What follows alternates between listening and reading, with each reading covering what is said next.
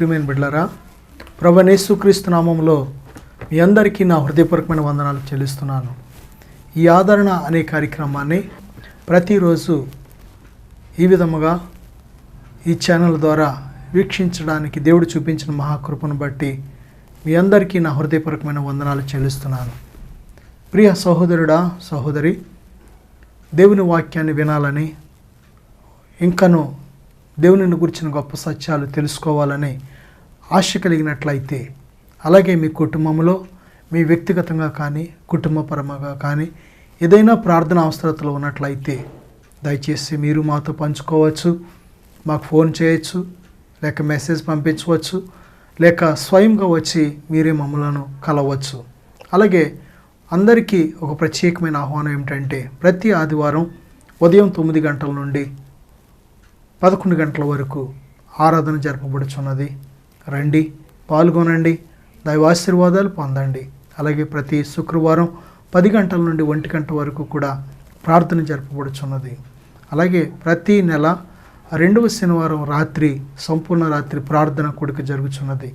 రండి, దేవుని ఆశీర్వాదాలు పొందండి, రక్షణ పొందుకోండి, దేవుడిచ్చే ఉన్నతమైన నెమ్మది పొందుకోండి.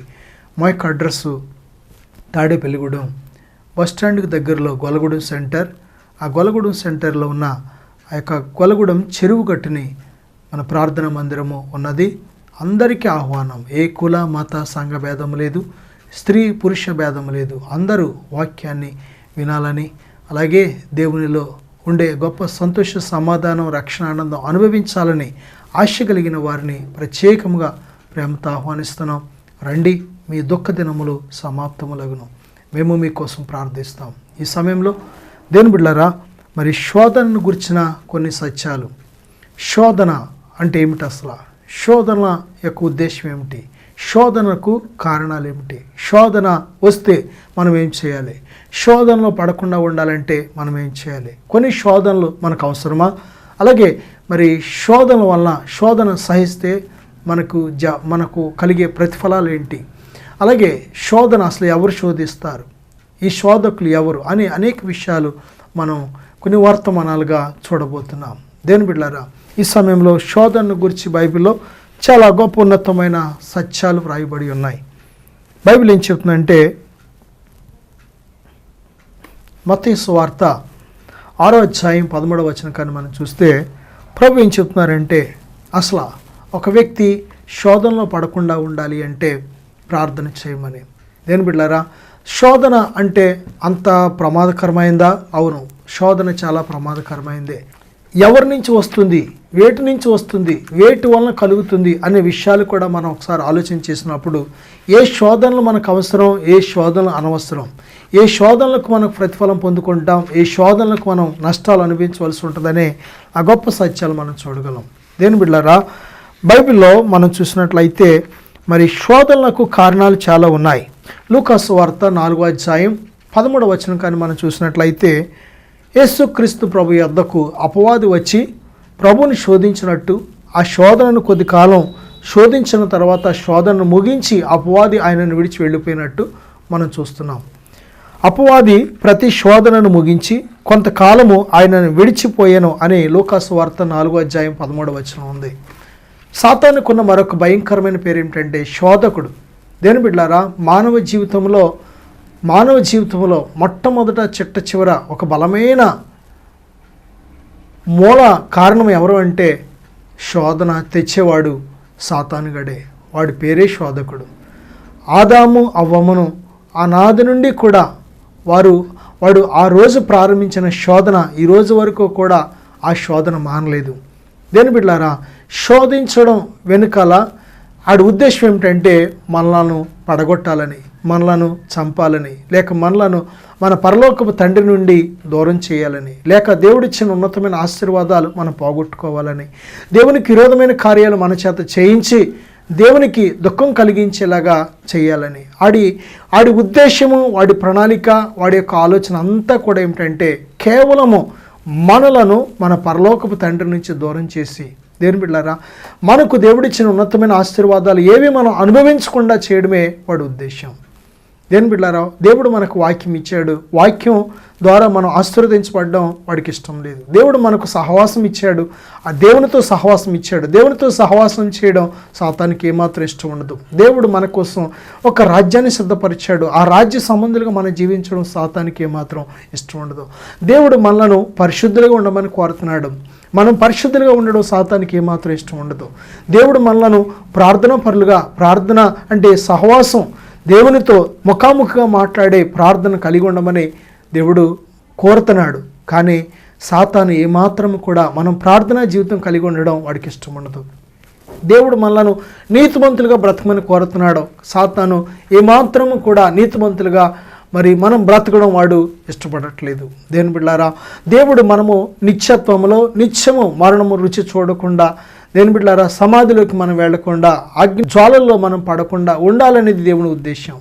ఆయన తీర్పులు, ఆయన శిక్షలు ఎవరికంటే సాతాను గడి కోసమే. అయితే సాతాను వాడికి వచ్చిన తీర్పు శిక్షలు మనకు కూడా రావాలనేది ఆడి ఉద్దేశం. కాబట్టి వాడితో పాటు మనల్ని కూడా పాలుభాగస్తులుగా చేసుకోవడం కోసమే వాడు శోధన అనేది ప్రారంభించాడు. దేని బిడ్డలారా, శోధకుడు తప్పకుండా శోధిస్తూ ఉంటాడు. వాడి బిజినెస్ అది, వాడి వ్యాపారం అది, వాడి పనే అది.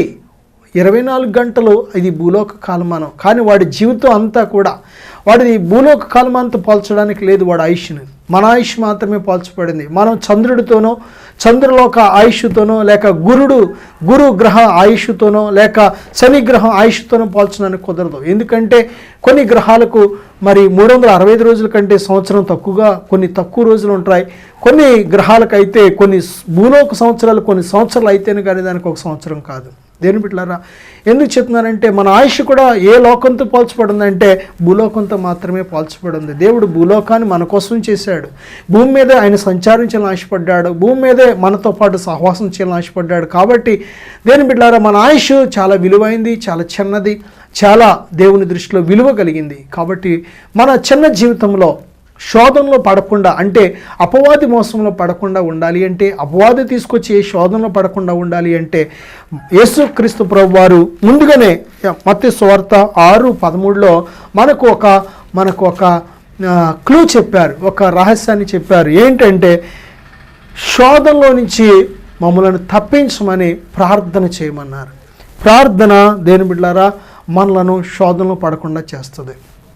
మత్తయి 26:41 చూసినట్లయితే, మీరు శోధనలో ప్రవేశించుకున్నట్లు మెలకువగలిగి ప్రార్థన చేయుడి, ఆత్మసిద్ధమే కానీ శరీరము బలహీనమని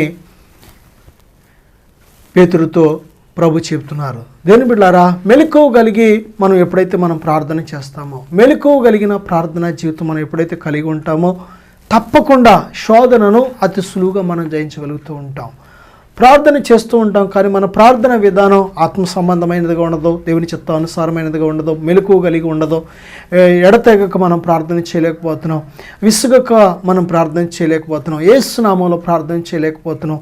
అసలు చేయవలసిన విధానంలో విశ్వాసంతో కానీ, యేసు నామంలో కానీ, పట్టుదలతో కానీ మనం ప్రార్థన చేయలేకపోతున్నాం. కాబట్టి మన ప్రార్థన ఫలవంతంగా ఉండట్లేదు. దేని బిడ్డలారా, కానీ ఒక ఫలవంతమైన ప్రార్థన, విశ్వాస సహితమైన ప్రార్థన, యేసు నామములో ప్రార్థన, దేవుని చిత్తానుసారమైన ప్రార్థన, ఆత్మపూర్ణులై చేసే ప్రార్థన, హృదయాన్ని కుమ్మరించి చేసే ప్రార్థన, పట్టుదలతో చేసే ప్రార్థన, అగ్ని వంటి ప్రార్థన. ఆ ప్రార్థన ఏం చేస్తుందంటే నేను శోధనలో పడనివ్వదు. అంతేకాదు, నీవే కాదు, నీవు 10 మందిని లేక కొద్ది మందిని శోధనలో పడకుండా వారిని నువ్వు అలర్ట్ చేయగలుగుతావు, వారిని మేల్కొల్పగలుగుతావు, వారిని కూడా ఆ యొక్క అగ్ని జ్వాలలో పడకుండా, అపవాది మోసంలో పడకుండా నీ వారిని రక్షించగలుగుతావు. నా ప్రియ సహోదరుడా, సహోదరి, నీ జీవితంలో శోధన వల్ల బందీవైపోయావా? శోధన వల్ల నష్టాల్లో కష్టాల్లో పడి ఉన్నావా? శోధన వలన కలిగే ఆ భయంకరమైన ప్రతిఫలాల్లో నువ్వు ఉన్నావా? భయపడకు, ఇప్పుడైనా అనుకూలమైన సమయమే. నా దేవుని ప్రియమైన బిడ్డలారా, నా సహోదరుడా సహోదరి, భయపడకు. ఇదిగో దేవుడు చెప్తున్నాడు, నీవు ఎక్కడి నుంచి శోధనలో పడకుండా ఉండాలి అంటే ప్రార్థన చెయ్యి. నువ్వు ఎక్కడి నుంచి శోధన వైపు ఏమాత్రము చూడకుండా ఉండాలి అంటే ప్రార్థన చెయ్యి. శోధనే ఇప్పటి వరకు నీ కంటిలో కన్నీరు పెట్టించింది శోధనే. దేని బిడ్డ, నిన్ను దేవునికి దూరం చేసింది కూడా శోధనే. నీ హృదయాన్ని మరి కలవరంతో నెమ్మది లేకుండా చేసింది కూడా శోధనే. ఆ శోధన నువ్వు జయించిన రోజుని నెమ్మది కలిగి నువ్వు బ్రతకగలుగుతావు. శోధన సహించిన రోజుని, శోధన జయించిన రోజుని నీవు విజయవంతమైన క్రైస్తవ జీవితాన్ని, పరిశుద్ధ జీవితాన్ని, విశ్వాస జీవితాన్ని నువ్వు జీవించగలుగుతావు. దేవుని బిడ్డ, దేవుడు తన బిడ్డలు ఏమాత్రము శోధన పడడం ఇష్టం లేదు ఆయనకు. మన బిడ్డలు మరి రోడ్డు మీద వెళ్ళి వచ్చేటప్పుడు కానీ, మనతో నడిచేటప్పుడు కానీ, మన బిడ్డలు మనం చక్కగా రోడ్డు మీద నడుస్తుంటే వారు రోడ్డు పక్కన ఏదైనా తొక్కకూడనే తొక్కడం మన తండ్రికి ఇష్టం ఉండదు. ఆ తండ్రికి ఇష్టం ఉండదు. తండ్రి చక్కగా రోడ్డు మీద నడుస్తుండగా తన బిడ్డల గోతులో పడి ఆ యొక్క బురద నీటిలో పడిపోవడం, ఆ బిడ్డలు పడిపోవడం తండ్రికి ఏమాత్రం ఇష్టం ఉండదు. తల్లికి కానీ తండ్రికి కానీ అవసరమైతే వారు ఎత్తుకునైనా ఆ గుంట దాటే వరకు, లేక ఆ బురద దాటే వరకు, ఆ గొయ్యి దాటే వరకు, ఆ లోయ దాటే వరకు ఈ బిడ్డలు చిన్నపిల్లలు అయినట్లయితే, ఒకవేళ వాళ్ళు నడవలేకపోతే, దాటలేకపోతే, దూకలేకపోతే ఈ తల్లో తండ్రి ఎత్తుకొని ఆ యొక్క గొయ్యలు దాటే వరకు కూడా సహాయం చేస్తారు. దేని ప్రియబిడ్డ, మానవునికి ఎంత మంచి మనసు ఉంటే పరలోకమందున తండ్రి నిన్ను ప్రేమించి నీ కోసం తన అద్భుత కుమారుడైన ఆ ప్రభువైన యేసుక్రీస్తును పంపించిన యేసయ్య తప్పకుండా నిన్ను ఎత్తుకునే దేవుడు. బైబిల్ ఏం చెప్తుందంటే, ముదిమి వచ్చే వరకు నేను చంకనెత్తుకుని వాడను నేనే అని బైబిల్ చెప్తుంది. నా సహోదరుడా సహోదరి, ఇప్పటి వరకు నీవు శోధనలో పడిపోవడానికి కారణం ఏదో ఒక ప్రేమ కలాపంలో పడిపోవడం కారణం, ఏదో ఒక త్రాగుడని బలహీనతలో పడిపోవడం కారణం, ఏదో ఒక సిగరెట్టో చుట్టో బీడియో లేక ఏదో ఒక మత్తు పదార్థానికి నువ్వు గురైపోవడం కారణం ఏంటి తెలుసా? నువ్వు ప్రార్థన చేయకపోవడమే. నువ్వేదో ఒక అక్రమ సంబంధంలో లేక వ్యభిచార పాపంలో పడిపోవడానికి కారణం నీవు ప్రార్థన చేయకపోవడమే. దేని బిడ్డ, నువ్వు ఎప్పుడైతే ప్రార్థన చేస్తావో, అపొస్తలుల కార్యాల్లో మరి 2వ అధ్యాయంలో కూడా 1వ అధ్యాయంలో కూడా ఏమని రాయబడిందంటే, అపొస్తలుల బోధయందు, రొట్టె విరుచుటయందు, సహవాసమందు, ప్రార్థన యందు ఎడతెగక ఉండిరి అని బైబిల్ చెప్తుంది. 4 విషయాలు అందులో ప్రార్థన చేయటం యందు. దేని ప్రియబిడ్డారా, ఎడతెగక. అనాది కాలంలో భక్తులు ఎందుకు అంత బలంగా ఉన్నారు? వారు కొద్దిమంది అయినా ప్రపంచాన్ని ఎందుకు కదిలించగలిగారు?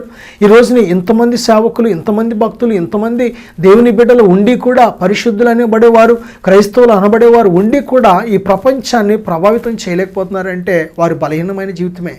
దేని బిడ్డారా, వారు ఎప్పుడైతే పరిశుద్ధతలో నిలబడతారో, నీతిలో నిలబడతారో, యథార్థతలో నిలబడతారో, మరి భక్తిలో నిలబడతారో, విశ్వాసంలో నిలబడతారో ఈ ప్రపంచమే కాదు. దేని బిడ్డారా, ఈవెన్ మనకు దేవదూతలు కూడా మనల్ని గౌరవిస్తున్నారు.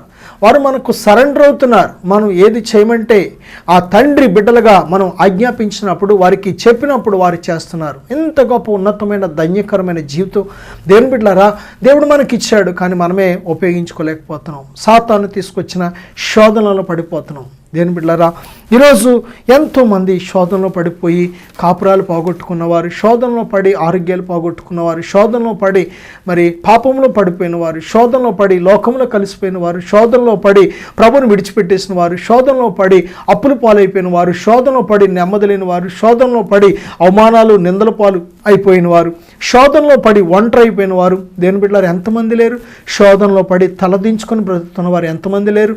శోధనలో పడి దేని ప్రియబిడ్డలారా మరి దేవునికి దూరం అయిపోయిన వారు ఎంతమంది లేరు? శోధనలో పడి వేషధారులుగా అయిపోయిన వారు ఎంతమంది లేరు? ఈరోజు మనం ఎలాగున్నా ఒకసారి పరిశీలన చేసుకుందాం. దేని బిడ్డలారా, నీవు రక్షించబడాలనేదే దేవుని ఉద్దేశం. శోధనలో పడిపోవడం ఇప్పటి వరకు ఒకవేళ ఉన్నావేమో, కానీ దేవుడు నిన్ను పిలుస్తున్నాడు, నిన్ను రక్షించాలని, నీ శోధనలో నీకు సహాయం చేయాలని, ఏదేమైనా సరే నిన్ను లేవనెత్తి నేను ఒక ప్రత్యేకమైన వ్యక్తిగా చేయాలని దేవుడు ఆశపడుతున్నాడు. కాబట్టి దేవుడు నీతో మాట్లాడుతున్నాడు. దేని ప్రియబిడ్డలారా, సాతాను మొట్టమొదటిగా శోధకుడు. వాడు ప్రతి మనిషిని కూడా పగబట్టుకుని ఉన్నాడు, గురి పెట్టుకుని ఉన్నాడు. వాడు ఎవరిని మిరింగుదామని, ఎవరిని శోధిద్దామని, ఎవరిని పడగొడదామని వాడు దేని ప్రియబిడ్డలారా వాడికి సమయం కొంచెంగా ఉంది కాబట్టి వాడు మరీ ఎక్కువగా వాడి ప్రయత్నాలు, వాడి యొక్క నెట్వర్క్ని ఎక్కువగా చేస్తున్నాడు. దేని బిడ్డలారా, అయినా కానీ అంతకంటే మన దేవుడు నీలో నాలో ఉన్నవాడు శక్తిమంతుడనే విషయాన్ని మర్చిపోవద్దు. ఈ లోకంలో ఉన్న సమస్త శక్తుల కంటే నీలో ఉన్నవాడు, నాలో ఉన్నవాడు గొప్పవాడనే విషయాన్ని మర్చిపోవద్దు. దేని ప్రియ బిడ్డ, ప్రతి శోధనను జయించే శక్తిని దేవుడు నీకు దయచేయగలడు. నిజమే, భక్తులను శోధనలో నుండి తప్పించటకు సహించగలిగినంతకంటే ఎక్కువగా నేను శోధింపబడనివ్వడు. ఆ శోధన నుంచి బయటపడే మార్గాన్ని కూడా దేవుడు నీకు చూపెడతాడని బైబిల్ చెప్తుంది. నా ప్రియ సహోదరుడా, సహోదరి, రెండోదిగా మనం చూసినట్లయితే అపొస్తలుల కార్యాలు 20:19 యూదుల కుట్రల వలన నాకు శోధనలు సంభవించినను కన్నీళ్లు విడుచుచు పూర్ణమైన వినయభావంతో నేను ఎలాగున ప్రభువును సేవించుచుంటునో మీకు తెలియనని అపొస్తలుడైన పౌలు చెప్తున్నాడు. చూడండి, యూదుల కుట్రల వలన శోధనలు వచ్చినాయి అంట. ఈరోజు మనకు శోధనలకు కారణం కుట్రలు. యూదులు లేక మత్తయి సువార్త 16:1 చూస్తే, అప్పుడు పరిసయ్యులు సద్దుకయ్యులు వచ్చి ఆయనను శోధించుటకు ఆకాశము నుండి ఒక సూచక్రియను తమకు చూపమని ఆయనను అడుగగా, పరిసయ్యులు సద్దుకయ్యులు, ఈ పరిసయ్యులు సద్దుకయ్యులు లేక యూదులు, ఇంకా మరొక గుంపు ఉంది. ఎవరు అంటే మత్తయి సువార్త 22:18 చూస్తే, వేషధారులు వచ్చి యేసు వారి చెడుతనం ఎరిగి, వేషధారులారా నన్ను ఎందుకు శోధించుచున్నారు అని ప్రభు చెప్తున్నారు. వేషధారులు వచ్చి శోధిస్తూ ఉంటారు. మత్తయి 22:35 మనం చూసినట్లయితే, వారిలో ఒక ధర్మశాస్త్రోపదేశకుడు ఆయనను శోధించుచు, యేసుక్రీస్తు ప్రభును ధర్మశాస్త్రోపదేశకులు కూడా వచ్చి, సద్దుకయ్యులు పరిసయ్యులు వచ్చి శోధించినట్టు మనుషులు కుట్రల వలన, మనుషుల వేషధారణ వలన, మనుషుల యొక్క అనేక రకాల పన్నాగాలను బట్టి కూడా శోధన కలుగుతున్నట్టు మనం చూస్తున్నాం. లూకా సువార్త 10:25 కూడా ఒక ధర్మశాస్త్రోపదేశకుడు లేచి, బోధకుడా నిత్య జీవమునకు వారసుడవుటకు నేను ఏమి చేయవలననే. చూడండి, ధర్మశాస్త్రాన్ని బోధించేవాళ్ళు కూడా ఈరోజు చాలామంది దేవుని శోధించేవాళ్ళు. మరికొందరు లూకా సువార్త 11:16 చూస్తే, మరికొందరు ఆయనను శోధించుచు పరలోకము నుండి ఒక సూచక్రియను చేయమని చాలాసార్లు కొద్దిమంది మనుషులు, మరికొందరు మనుషులు లేక వేషధారులైన మనుషులు, శాస్త్రులు పరిశీలైన మనుషులు లేక ధర్మశాస్త్రోపదేశకులు, ఈ విధముగా ఈ లోకంలో అనేక రకాల దేని ప్రియులారా మరి తెగలకు జాతులకు సంబంధించిన మనుషులు కూడా ఆయనను శోధిస్తూ ఉంటారు. అయినా సరే భయపడకు. దేవుడు వారి వేషధారణ ఎరిగిన దేవుడు. నేను శోధిస్తున్న వారి వేషధారణ కూడా ఎరిగిన దేవుడు. దేని ప్రిబిడ్డ, ఆ యొక్క శాస్త్రులు పరిసయ్యులు సద్దుకయ్యులు ధర్మశాస్త్రోపదేశకుల యొక్క ఉద్దేశాలు ఎరిగిన దేవుడు. నిన్ను శోధిస్తున్న వారి ఉద్దేశాలు కూడా ఎరిగిన దేవుడు. దేవుడు తప్పకుండా శోధన నుంచి నిన్ను దేవుడు తప్పిస్తాడు. చాలాసార్లు ఏం చెప్పాలా, ఎలా జీవించాలా, నేను జయించగలనా, నేను వారితో సమాధానం చెప్పగలనా, లేకపోతే నేను ఈ విషయంలో నిలబడగలనా, ఈ విషయంలో నేను జయించగలనా, ఈ విషయంలో నేను ఏ విధంగా ఉంటానో అనే అనుమానము నువ్వు కలిగి ఉండవద్దు. దేని ప్రియులారా, ప్రభు ఏం చెప్తున్నారంటే, నేను నమ్ముట నీ వలన అయితే నమ్మువానికి సమస్తము సాధ్యమే. నమ్ము. దేవుడు నమ్మదగిన దేవుడు ఆయన, నమ్ముకొనదగిన సహాయకుడు. శోధనలో నీకు తప్పకుండా సహాయం చేసే దేవుడు ఆయన. ఈ లోకంలో ఒకవేళ శోధన సమయంలో మనకు సహాయం చేసేవాళ్ళు ఎవరు లేకపోవచ్చేమో, కానీ దేని బిడ్డలారా, ఆయన మనవలే శోధించబడ్డాడు, శ్రమ పడ్డాడు, కానీ ఎక్కడా పాపం చేయలేదు. యేసుక్రీస్తు ప్రభు వారు మనకు సహాయం చేయడానికి శక్తిమంతులైన, సహాయం చేసే మనసు కలిగిన దేవుడు ఆయన. హెబ్రీ పత్రిక 2:18 తాను శోధింపబడి శ్రమ పొందిన గనుక శోధింపబడి వారికి సహాయం చేయగలవాడై ఉన్నాడు ఆయన. తప్పకుండా యేసుక్రీస్తు ప్రభు వారు నీకు తప్పకుండా సహాయం చేయగలిగిన దేవుడు ఆయన. నీకు సహాయం చేయాలని ఆశపడుతున్నాడు ఆయన. సహాయం చేయగలిగిన శక్తిమంతుడై ఉన్నాడు ఆయన. దేని బిడ్డ, నీకే శోధన వచ్చింది అనుకుంటున్నావా? ఏంటి నా జీవితం ఇలాగా, ఏంటి నా జీవితంలో ఇటువంటి శోధనలో, ఏంటి చాలామంది నాకంటే క్షేమంగా ఉన్నారు, నాకంటే సంతోషంగా ఉన్నారు అనుకుంటున్నావా? లేదు. దేని బిడ్డ, నీకు వచ్చిన శోధన నుంచి దేవుడు నిన్ను విడిపించగలడు. నువ్వు ఎదుర్కొంటున్న ప్రతి శోధన నుంచి కూడా నిన్ను దేవుడు తప్పించగలడు. నువ్వు చేయవలసిందంతా కూడా ఒకటి, మెలకువగలిగి ప్రార్థన చెయ్యి. దేని బిడ్డ, నీ ప్రార్థన జీవితమే నేను భద్రపరుస్తూ ఉంటుంది సుమా. నువ్వు ప్రార్థన భద్రపరచుకోకపోతే, నీ ప్రార్థన జీవితాన్ని నీవు కానీ నిర్లక్ష్యం చేసినట్లయితే నువ్వు శోధనలో అతి సులువుగా పడిపోతావు. కానీ నువ్వు ప్రార్థన జీవితాన్ని కానీ భద్రపరుచుకున్నట్లయితే, కాపాడుకోగలిగినట్లయితే, కొనసాగించినట్లయితే నీ ప్రార్థన జీవితమే, నీ మెలకువగలిగిన ప్రార్థన జీవితమే శోధన నుంచి నేను కాపాడుతూ ఉంటుంది. దేని బిడ్డ, ఒక సైనికుడు యుద్ధం చేస్తుండగా మధ్యలో కొంచెం మరి వారికి ఒక గంట సేపు వారికి రిలీఫ్ ఇచ్చారు. ఇచ్చినప్పుడు పక్కకు వచ్చి కొంచెం భోజనం చేయడానికి, త్రాగడానికి, తినడానికి కొద్దిమంది యుద్ధం చేస్తున్నారు, కొద్దిమంది వస్తున్నారు. అయితే యుద్ధానికి వచ్చిన ఆ యొక్క మధ్యలో విరామ సమయంలో ఆ పక్కకు వచ్చిన సైనికుడు ఏం చేస్తున్నాడంటే కత్తి పక్కన పెట్టి ఏం చేస్తున్నాడంటే ఏదో తింటున్నాడు అల్పాహారం. ఆ తిన్న తర్వాత వెంటనే కొద్దిసేపటికి చూసుకున్నాడు, తన కత్తి లేదు, కత్తి ఎవరో దొంగిలించేశారు. ఆ తర్వాత ఏం చేయాలో అర్థం అవ్వలేదు. సమయం అయిపోయింది, యుద్ధానికి వెళ్ళిపోయాడు. కత్తి లేకుండా యుద్ధానికి వెళ్ళిపోయాడు. వెంటనే ఆ యుద్ధానికి ఎప్పుడైతే వెళ్ళిపోయాడో కత్తి లేకుండా వెళ్ళిన వెంటనే అవతల శత్రువు చంపి పడేశాడు. ఎందుకో తెలుసా?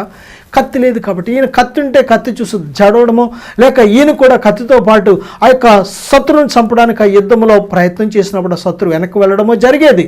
కానీ ఈ వ్యక్తి ఏమైనా యుద్ధానికి వెళ్ళడానికి దేని ప్రిపిడ్లారా ఏమైనా కత్తిని పోగొట్టేసుకున్నాడు.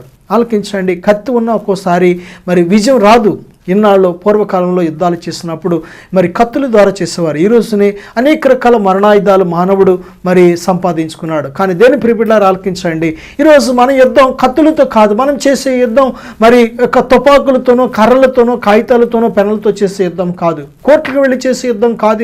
ఇది ఆత్మ సంబంధమైన యుద్ధం. ఇది మనం పోరాడుతుంది చీకటి శక్తులతో పోరాడుతున్నాం, అంధకార శక్తులతో పోరాడుతున్నాం, ఆత్మ సంబంధమైన శక్తులతో పోరాడుతున్నాం, చీకటి శక్తులతో పోరాడుతున్నాం.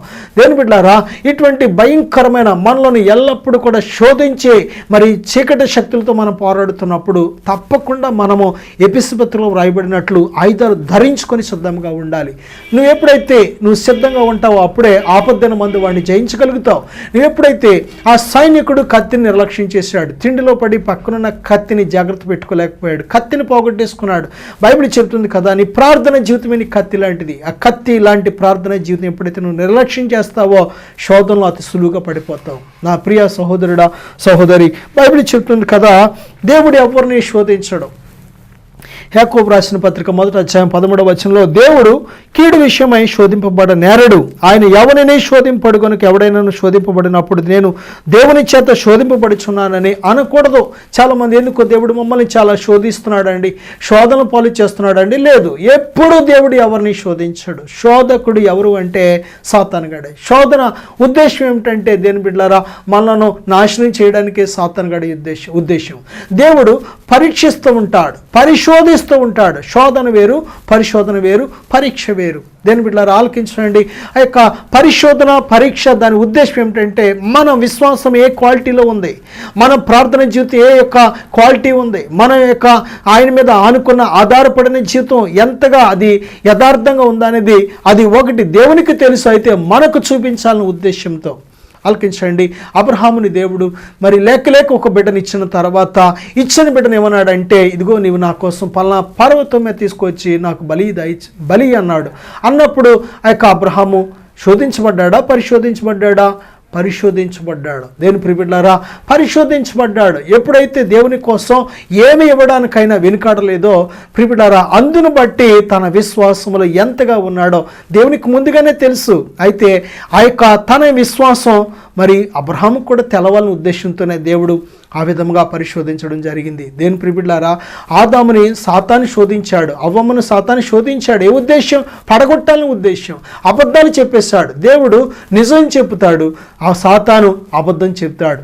నిజం చెప్తే ఆ నిజం మీద నువ్వు నిలబడకపోతే అది పరిశోధనలో పరీక్షల్లో నువ్వు ఓడిపోయినట్టు లెక్క. సాతానుగాడు అబద్ధం చెప్తాడు, అబద్ధాన్ని నువ్వు నమ్మి ముందుకు ఎప్పుడైతే వెళతావో ప్రియబిడ్డ అది నువ్వు శోధనలో పడిపోయినట్టు లెక్క. ఆలకించండి, దేవుడు పలానా పండు తినద్దు అన్నాడు, అది సత్యం. అది తింటే చనిపోతామని దేవుడు చెప్తాడు, అది సత్యము. తిన్న తర్వాత చావడమే జరిగింది ఆదాము అవ్వమ్మలు కూడా. అంతే కదా, ఆ రోజు నుంచి ఈ రోజు వరకు కూడా మరణమే మనల్ని ఏలుబడి చేస్తుంది. దేవుడు సత్యం చెప్పాడు, తినద్దని, తింటే చనిపోతామని సత్యమే చెప్పాడు. కానీ ఎప్పుడైతే మనము దేవుని సత్యాన్ని మీరి ముందుకు వెళ్ళామో, దేవుని సత్యాన్ని తృణీకరించి పాపం చేశామో, దానివల్ల కలిగే ఫలితమే ప్రియబిడ్డలారా ఆ యొక్క పరిశోధనలో మనం నిలవలేకపోయాం.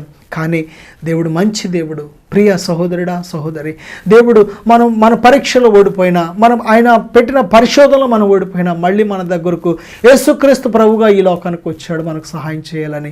ఆలకించండి. సాతానుగాడు అబద్ధం చెప్పాడు, ఇది తినచ్చు, తింటే నీ నేత్రాలు తెరవబడతాయి, నీ దేవుడిలాగా అయిపోతావు, దేవతలాగా అయిపోతావు అని పచ్చి అబద్ధాలు చెప్పాడు. అబద్ధాలు నమ్మినంత మాత్రాన దేని బిడ్డలారా, నిజంగా ఆదాము అవ్వముల నేత్రాలు తెరవబడ్డాయా? వారు బ్రతికారా? నిజమే, దేవునికి దూరం అయిపోయారు. ఒకటి శారీరక మరణం తెచ్చుకున్నారు, రెండవదిగా శాశ్వతమైన మరణము అంటే దేవుడు లేని జీవితం మరణం. అది శాశ్వత కాల ఎడబాటు, అది అగ్నిగుండంలో చాలా యాతన పడే ఉన్న ఆ భయంకరమైన జీవితాన్ని వారు తెచ్చుకున్నారు. దేని ప్రియబిడ్డలారా, నిజమే, అపవాది యొక్క అబద్ధాలు ఎప్పుడైతే నువ్వు నమ్ముతావో, ఆ నమ్మినప్పుడు నీ జీవితంలో నువ్వు శోధనలు పడిపోయినట్టు లెక్క. అంతేకాదు, శోధన వల్ల చాలా నష్టాలు, శోధన వల్ల ఆత్మ చనిపోయింది, శోధన వల్ల దేవునికి దూరం అయిపోయారు, శోధన వల్ల మరణం వచ్చింది, శోధన వల్ల రోగం వచ్చింది వారికి, శోధన వల్ల వారు ఒంటరి అయిపోయారు, శోధన వల్ల వారికి సిగ్గు వచ్చింది, శోధన వల్ల వారి జీవితాల్లోకి భయం వచ్చేసింది. దేని బిడ్డ, ఈ విధముగా ఎన్నో నష్టాలు కొని తెచ్చుకున్నారు. నువ్వు శోధనలో పడకుండా ఉండాలి. ఒకవేళ సపోజ్ సాతానుగాడు శోధించాడు, శోధనలు పడగొట్టేశాడు, మళ్ళీ ఒకళ్ళు శోధనించి మళ్ళీ లేవనెత్తడానికి వచ్చాడా? వాడు లేవనెత్తడానికి మళ్ళీ, లేకపోతే వాడు మనల్ని రక్షించడానికి వచ్చాడా? కాదు, రాలేదు. వాడు రాడు కూడా. ఎందుకంటే మనం పడిపోతే వాడు నవ్వుకోవాలని, సంతోషించాలని వాడి ఉద్దేశం. వాడు ఎందుకు వస్తాడు? వాడు మళ్ళీ వాడు వచ్చాడా? అయ్యో నన్ను మోసం చేసేసావు, ఇలా రారా సాతానని పిలిస్తే వస్తాడో? వాడు రాడు. దేని ప్రియబిడ్డ, నేను పడగొట్టే వరకు నీతో ఉంటాడంతే. నిన్ను పడగొట్టే వరకు, నేను పాడు చేసే వరకు, నిన్ను నాశనం చేసే వరకు నిన్ను వెంబడిస్తూ ఉంటాడు. నువ్వు పడిపోయిన తర్వాత, చెడిపోయిన తర్వాత మళ్ళీ సాతానా ఎందుకు ఇలా చేసావంటే వాడు రాడు, నీకు జవాబు చెప్పడు. వాడు చెప్పవలసిన పని లేదు వాడికి. ఎందుకంటే వాడు దొంగవాడు, అబద్ధికుడు, వాడు నాశనం చేసేవాడు, వాడు శోధకుడు. వాడి ఉద్దేశం, వాడి ప్రణాళిక నెరవేరిన తర్వాత, వాడు సక్సెస్ అయిన తర్వాత ఆ సంతోషంలో ఉంటాడు, కానీ నేను పాడు చేసిన సంతోషంలో ఉంటాడే. కానీ నువ్వు మళ్ళీ బాగు చేసే ఆలోచన కలిగి ఉంటే మళ్ళీ నీ మీద గురి పెట్టడానికి వస్తాడు. కానీ ఏమాత్రం నువ్వు బాగుపడడం వాడికి ఇష్టం లేదు, కాబట్టి వాడు నీకు జవాబు ఇవ్వడు. వాడు దేని బిడ్డ, దేవుడు ప్రేమ కలిగిన దేవుడు. ఆలకించండి. ఆదాము హవ్వలు పాపం చేసి పడిపోతే, చనిపోతే, దూరం అయిపోతే, దేవుడిచ్చిన ఉన్నతమైన ఆశీర్వాదాలు పోగొట్టుకుంటే మళ్ళీ ఎవరొచ్చారు? తన బిడ్డల దగ్గరికి దేవుడే వచ్చాడు. ఆయన తండ్రి, నిన్ను నన్ను చేసిన తండ్రి ఆయన మన పరలోకపు తండ్రి. ఈ లోకంలో తల్లి తండ్రిని దేవుడు మనకు పెట్టాడు. వీరు కొద్ది కాలమే, వీరు శరీరానికి మాత్రమే జన్మిస్తారు, కానీ ప్రాణం పోసేది, ఆత్మనిచ్చేది ఎవరో తెలుసా? పరలోకపు తండ్రి. మన భూమి మీద ఉన్న సమస్త మానవాత్మలకు కూడా తండ్రి ఎవరు అంటే దేవుడు. దేని ప్రియబిడ్డ, ఆయన రక్తమాంసాలు ధరించి శరీరధారిగా ఈ లోకానికి మరి తన కుమారుని పంపించాడు, యేసుక్రీస్తు ప్రభువును. దేని బిడ్డ, నిజమే, పడిపోయిన మనలను, చెడిపోయిన మనలను ఆ పరలోకపు తండ్రి రక్షించాలనే ఉద్దేశంతో తన ఒక్కగానొక్క ఆ అద్వితీయ కుమారుడైన యేసును, ఆత్మైన దేవుడిని, ఆది నుంచి ఉన్నవాడిని, తండ్రితో ఉన్నవాడిని, వాక్యమైన దేవుడిని ఈ లోకానికి రక్తమాంసాలతో పంపించాడు. దేని ప్రియబిడ్డ, మన కోసం మళ్ళీ కొత్తగా రక్తాన్ని, మాంసాన్ని సృష్టించాడు దేవుడు. అమూల్యమైన రక్తం, పరిశుద్ధమైన రక్తం, కళంకము లేని రక్తాన్ని దేవుడు సృష్టించాడు. కాబట్టి ఆయన రక్తము ద్వారా మనకు విడుదల కలిగింది, ఆయన పొందిన దెబ్బల ద్వారా మనకు స్వస్థత కలిగింది, ఆయన చేసిన ఆ మరణ యాగము ద్వారా ప్రియబిడ్డ మనకు ఆ యొక్క అగ్నిగుండం అనే మరణం నుంచి, ఆ నరకము నుంచి మనకు రక్షణ కలిగింది. అందువలన ఆయన పేరు రక్షకుడు. నా ప్రియ సహోదరుడా, సహోదరి, ఇప్పటి వరకు నీ జీవితంలో సాతాను యొక్క శోధనలో పడిపోయి ఒక గుడ్డివాడి అయిపోయి శోధనే బాగుందనుకొని ఆ శోధన నుంచి అసలు బయటపడే మార్గం ఏమాత్రం కూడా ఇంకా వెతకలేని స్థితిలో ఉన్నావా? ఇది అనుకూలమైన సమయం. దేవుడు నిన్ను ప్రేమిస్తున్నాడు. ఆయన నిన్ను శోధన నుంచి విడిపించాలని, తప్పించాలని ఆశపడుతున్నాడు. దేని బిడ్డ, నేను నీ కోసం ప్రార్థన చేయాలని ఆశపడుతున్నాను. దయచేసి నాతో కళ్ళు మూసుకుని ఎక్కించండి, ప్రార్థన చేద్దాం. దయగల తండ్రి, ఇప్పుడే నాయన నీ ప్రియమైన బిడ్డలను ఇప్పుడే బలపరచు ప్రభువా. తండ్రి, శోధనలు ఎవరైతే ఉన్నారో తండ్రి విడుదల దయచేయి అయ్యా. శోధనలో పడకుండా మెలకువగలిగి ప్రార్థన చేయమని చెప్పావు నాయన. ఇప్పుడే అటువంటి మెలకువగలిగిన ప్రార్థన, పట్టుదల కలిగిన ప్రార్థన అయ్యా మీకు లోబడి అపవాదిని గద్దించి ఎదిరించే ప్రార్థన జీవితం దయచే తండ్రి.